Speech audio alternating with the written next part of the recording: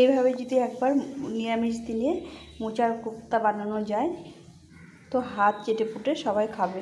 এখানে একটু ঘি দিয়ে দিলাম, রান্নার সময় একটু ঘি দিয়েছিলাম, এখন একটু ঘি দিয়ে দিলাম।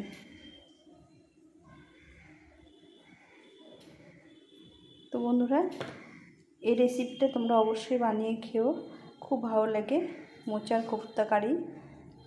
তো আমি কীভাবে রেসিপি বানালাম সেটা তোমাদের সঙ্গে আজকে শেয়ার করব। তো সঙ্গে থাকো, দেখতে থাকো যে আমি মোচার কোপ্তা কারি কীভাবে বানালাম। এটা খেতে অসাধারণ লাগে। নিরামিষ দিনে গরম গরম ভাতের সঙ্গে এই কোপ্তা কারি হলে আর কিছু দরকার হয় না। তো চলো রান্নাটা শুরু করে দিই, তোমার সঙ্গে থাকো।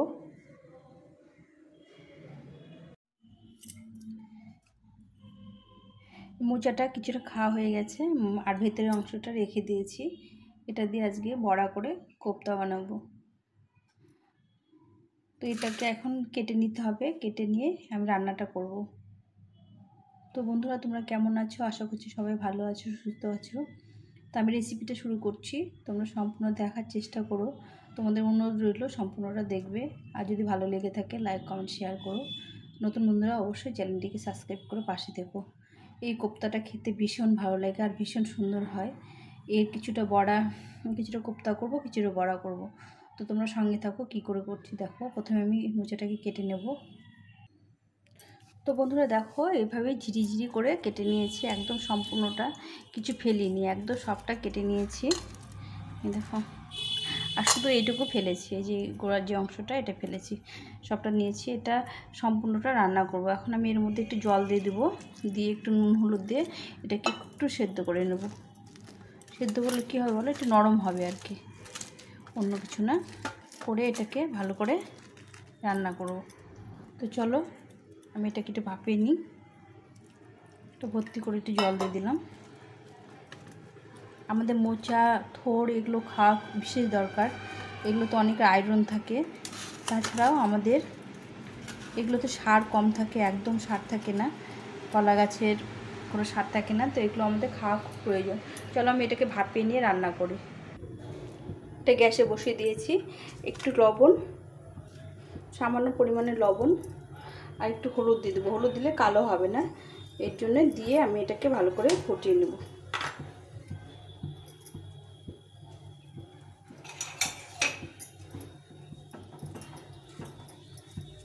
একটু সেদ্ধ করে নেব, বেশি খুব একটা বেশি সেদ্ধ করতে হবে না, করে এটাকে রান্না করব।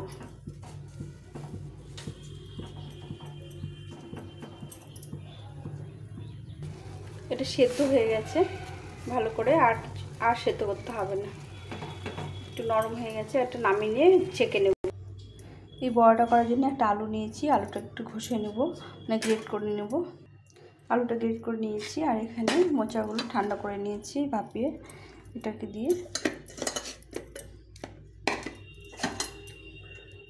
পুরোটা দিয়ে দেবো, দিয়ে এটা ভালো করে মেখে নিতে হবে। এখন এর মধ্যে দিয়ে দেবো লবণ, কিছুটা লবণ, একটু লবণ দিয়ে ফুটিয়ে নিয়েছি, একটু লবণটা কম দেবো। একটু হলুদ গুঁড়ো, পরিমাণ মতো হলুদ গুঁড়ো, হলুদও দিয়েছিলাম, লঙ্কা গুঁড়ো আর জিরে গুঁড়ো। এর সঙ্গে দিয়ে দেবো 1 চামচ বেসন, লাগলে পরে আবার দেবো। এই পুরো 1 চামচ দিয়ে দিলাম, যদি লাগে তবে আবার দেবো। এটা সম্পূর্ণটা মেখে নেব ভালো করে।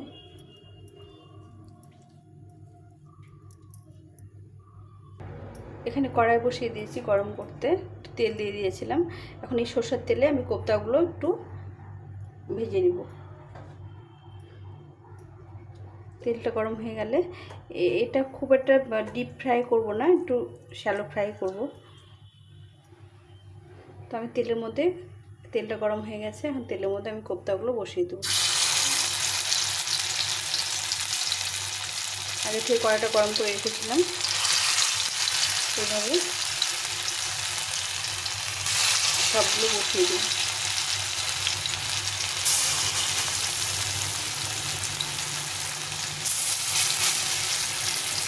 এটা সম্পূর্ণ সরষের তেলে রান্নাটা করব।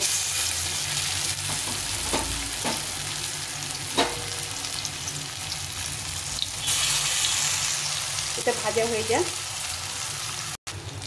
এগুলো এক পাশে হয়ে গেছে, এখন উল্টে পাল্টে এগুলোকে ভেজে নিতে হবে। এভাবে উল্টে নিতে হবে। খুব একটা ছাকা তেলে ভাজলে তো ভালো লাগে না খেতে, নরম নরম থাকবে।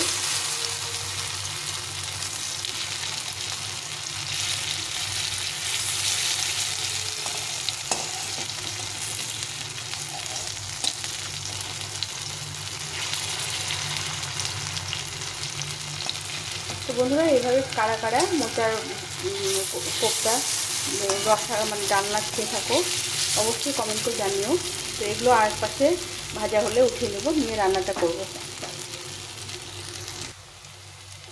কোপ্তাগুলো দুই দিকে ভাজা হয়ে গেছে, তোমরা দেখতে পাচ্ছ সুন্দরভাবে ভেজে নিয়েছি।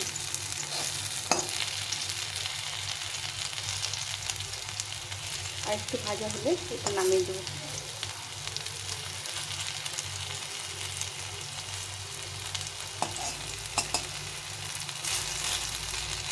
এগুলো খুব একটা মচমচে হলে খেতে ভালো লাগবে না, একটু নরম নরম থাকবে। ততক্ষণ আমি মশলাটা করে নিই। এখানে নেব 1 চামচ জিরে গুঁড়ো, 1 চামচ একটু বেশি নিতে হবে। 1.5 চামচ জিরে গুঁড়ো নিলাম। 1/2 চামচ লঙ্কা গুঁড়ো নিলাম।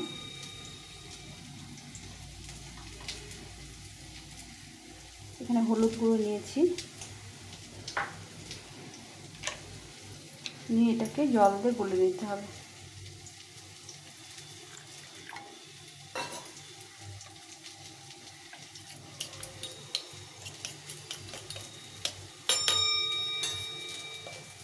এখন আমি এগুলোকে উঠিয়ে নেব, এগুলো ভাজা হয়ে গেছে।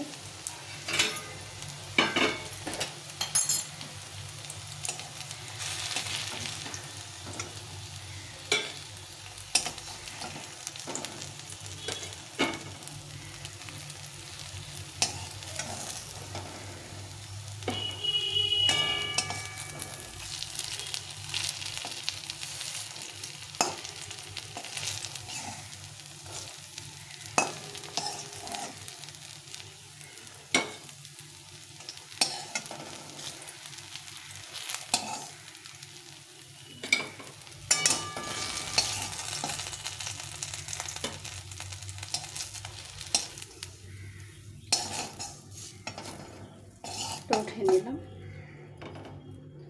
এখন এর মধ্যে পরিমাণ মতো তেল দিয়ে দিতে হবে।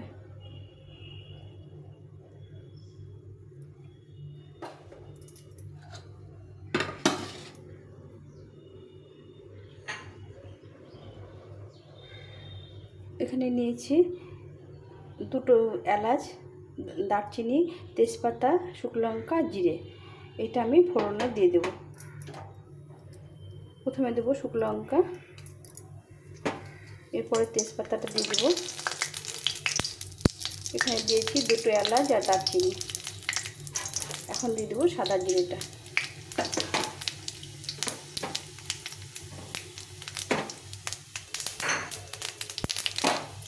একটু ভাজা ভাজা করে নিতে হবে।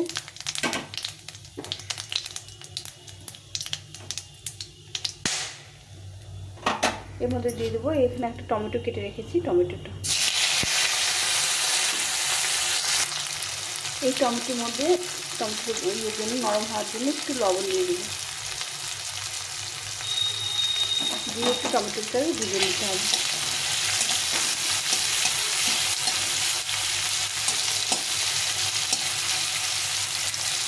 সুন্দর একটা গন্ধ বেরিয়েছে।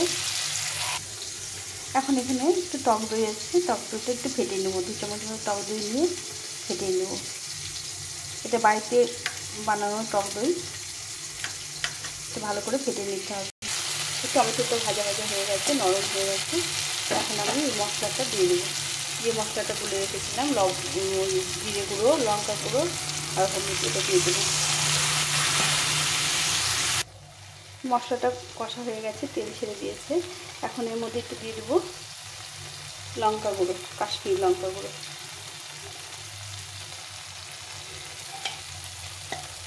এটা একটু নেড়ে চেড়ে নিয়ে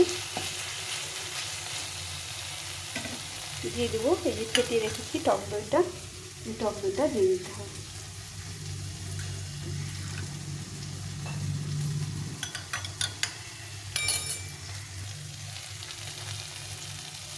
দিয়ে একটু করে কষাই দিই।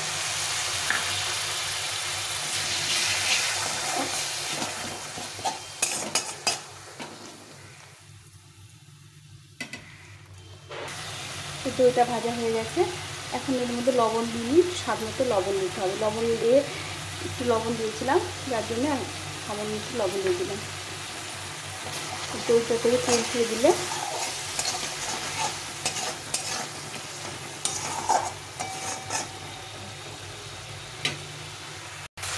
মশলা থেকে তেল ছেড়ে দিয়েছে, এখন একটু সামান্য জল দিয়ে দিই।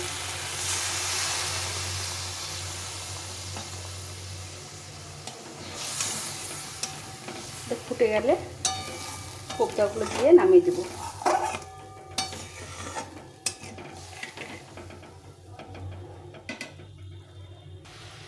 এটা ফুটে গেছে, এবং স্বাদ মতো মিষ্টি দিয়ে দেবো, চিনি দিয়ে দিলাম। এটা মিষ্টি সাদা হবে, নিরামিষ তরকারিতে একটু মিষ্টি দিলে খেতে ভালো লাগে। এখন ঝোলটা ফুটে গেছে, এখন এই কোপ্তাগুলো দিয়ে দেবো।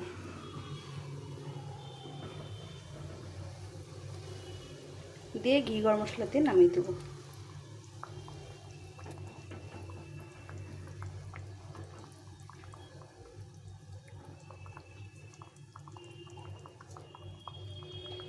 এটা একটু ফুটে গেলে ঘি গরম মশলা দিয়ে নামিয়ে দেবো। এটা হয়ে গেছে, নামিয়ে দেবো।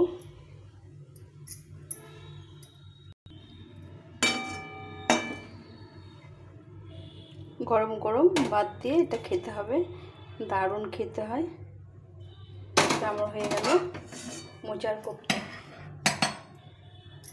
তো রেসিপিটা ভালো লাগলে লাইক কমেন্ট শেয়ার করে পাশে থেকো, আর নতুন বন্ধুরা অবশ্যই সাবস্ক্রাইব করে দিও। তো এখন এই পর্যন্ত, এটা